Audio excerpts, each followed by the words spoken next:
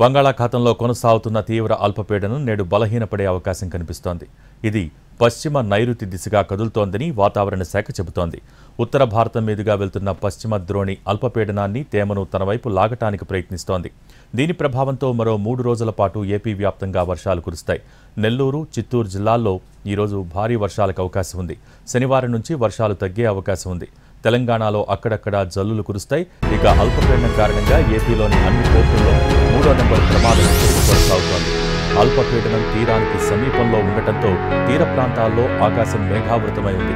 అలలు భారీగా ఎగిసిపడుతున్నాయి.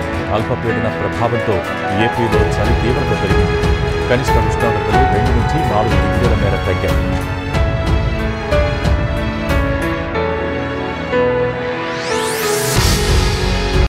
బంగాళాఖాతంలో కొనసాగుతున్న తీవ్ర అల్పపీడనం నేడు బలహీనపడే అవకాశం కనిపిస్తోంది.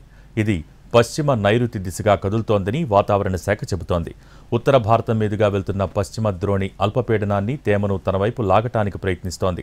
దీని ప్రభావంతో మరో 3 రోజుల పాటు ఏపీ వ్యాప్తంగా వర్షాలు కురుస్తాయి.